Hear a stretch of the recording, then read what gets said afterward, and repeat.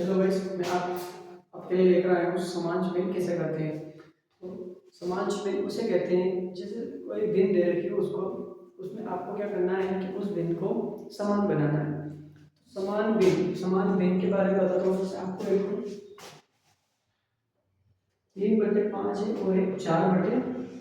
तो अपने पास दो भिन्न है। इस दो भिन्न में क्या होता है इन्हें बताना, आपको समांश भिन्न करके बताना है। समान भिन्न क्या होता है? समान भिन्न उसे कहते हैं जिसका अंश है ना, अंश को समान करना है, पर कुछ भी नहीं होता है इसमें। क्या होता है इसमें? अंश को समान करना होता है। तो समांश भिन्न में अंश को समान करना होता है। तो समांश भिन्न किसे कहते हैं? तो इसी के लिए मैं आज आपसे यही वीडियो बनाया है। तो आपको इस वीडियो को देखना है और अपने दोस्तों को भी शेयर करना है। चलते हैं समांश भिन्न किसे कहते हैं। समांश भिन्न के लिए सबसे पहले आपको तो लिखा है, सबको पता है, अंश ऊपर होता है और नीचे होता है। समांश इसमें ही दिख रहा है, अंश को समान करना है। सबसे पहले आपको अंश लेना है, इसमें से 3 × 4, इसका भी अंश और इसका भी अंश, दोनों का गुणा करेंगे तो 12 आ जाएगा। 12 आने के बाद में आपको क्या करना है, पहली वाली भिन्न को लेना है, 3/5 दोनों के साथ में गुणा लगाना है। अब देखो 12 बनाने के लिए इसमें किससे गुणा करें कि 12 बन जाए? तो 4 से गुणा करेंगे, 4 × 12 बन जाएगा। अब ऐसे ही यहाँ से ऊपर 4 का है, इसमें भी किसका होगा? 4 का।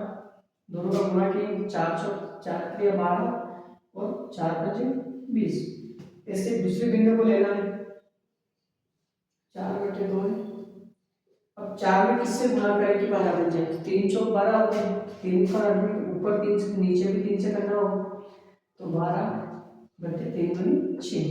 कौन सा भिन्न है आपके पास? 12/20 और दूसरा है 12/6। ये क्या बन गया आपका? समांश भिन्न।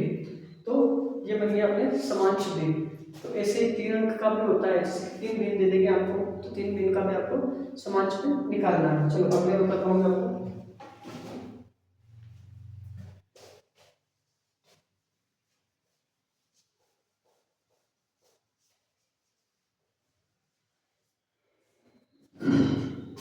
ऐसे एक और एग्जांपल बता ही देता हूँ मैं आपको। एक लिखा मैंने 7/2 और एक लिखा 6/3। ठीक है, अब इनमें क्या करते हैं, पहले अंश को लेते हैं। अंश को लेने के बाद में आपको उसका गुणा करना है। अंश को लेना है, उसको गुणा करना है। ठीक है, तो देखना 7 और 6 को लेना है। 7 × 6 7 × 42 आ गया। अब फिर पहली भिन्न को उठाना है, 7/2 गुणा ये गुणा करके। अब इसको किससे गुणा करेंगे? 42 आ जाए, तो 7 × 42 होती है। 6 लिख दिया, ऊपर 6 तो नीचे भी 6, 7 × 42/6 × 12। ऐसे दूसरी भिन्न लिखनी, 6/3 गुणा 6 में किसका गुणा करते हैं कि 42 बन जाएगा। तो 6 × 7 = 42, इसमें भी 7 से 6 × 7 = 42, 7 × 21। समान भिन्न भी क्या है आपके पास? 42/12 और एक 42/21। ये दो समान भिन्न बन गया है। तो अब देखो एक और आता है इसमें, अगर 3 भिन्न दे आपको तो क्या करना है, ऐसे करना। अगर 3 भिन्न हो उसमें भी आपको यही तरीका इस्तेमाल करना, ऊपर के जितने अंश होते हैं उनका गुणा कर लो, फिर एक एक भिन्न को ऐसे लिखते रहो। लिखने के बाद में जो भी उनका गुणन आ जाएगा उसमें उस संख्या से देखना किसका किसका गुणा करेंगे, इनका ये गुणनफल आ जाएगा। जैसे एक और भिन्न में बता देता हूँ आपको, 3 अंक वाली, जैसे 3 अंक वाले भिन्न कैसे करेंगे। दे दिया 2/3 4/2 6/3, ये भिन्न दे दिया आपको। अंश अंश का गुणा करना है, 2 × 4 × 6, 6 × 24 24 दूनी 48 आ गया। इतना तो उसमें भी ये कर देखो। सबसे पहले पहली भिन्न को लेना, 2/3 गुणा करें 2/3 48। अब इसमें किसका गुणा करेंगे? 48 में, और बहुत बड़ी संख्या है हमको यार, तो आपको कुछ नहीं करना है, ये वाली संख्या इसका इसमें भाग दे दो। भाग देने का तरीका, इससे इसे काट दो, कितनी बार कटेगा? 24 बार आ गया।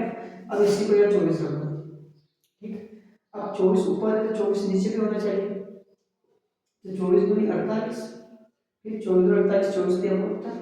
ये पहला बन गया अपने पास। अब इसे दूसरी भिन्न करो, 4/2 फिर गुणा। अब देखो 4 का इसमें देंगे, कितनी बार करेंगे?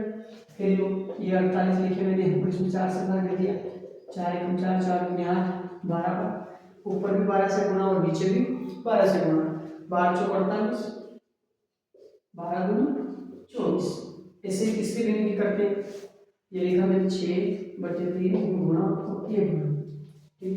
अब देखो 6/3 गुणा गुणा लगा दिया, इसके बाद में अब इसका किसके साथ गुणा करें, तो फिर आपको कुछ नहीं करना, 6/48, 6 से 6 सॉरी 6 कर देना, मतलब 48 के अंदर आपको 6 से भाग दे देना, इसका अंश का लेना है, तो 6 तो 48, 8 से गुणा करना है, 8 6 48 और 8 3 24। अब इन तीनों भिन्न को साथ में लिख दो, 48/72, 48/24 और 48/24, दोनों के भिन्न समान है, इसमें 12 2 24 और 8 3 24, ठीक है। तो ये क्या हो गया, इसका समांश भिन्न हो गया। तो वैसे ही आपको आपके मैथ अगर स्ट्रॉन्ग करनी है या मैथ में एकदम हीरो बनना है, तो मेरे यूट्यूब चैनल लक्ष्य कोचिंग क्लासेस को लाइक और सब्सक्राइब करें। तो अगर आप भी चाहते हैं कि अगर आप भी कभी भी किसी के सामने मैथ के सामने शर्मिंदा ना होना पड़े, आगे जाके अगर आपको नहीं बोला रहे मैं तो मैथ में बहुत ही कमजोर हूँ, मेरा कुछ नहीं हो सकता, ऐसा कुछ नहीं है। आपको जो जो मैं वीडियो बता रहा हूँ उसको फॉलो करना है और डेली एक वीडियो रोज देखनी और अपने दोस्तों को भी शेयर करना है और अपने चैनल को भी लाइक एंड सब्सक्राइब करना है। जय हिंद।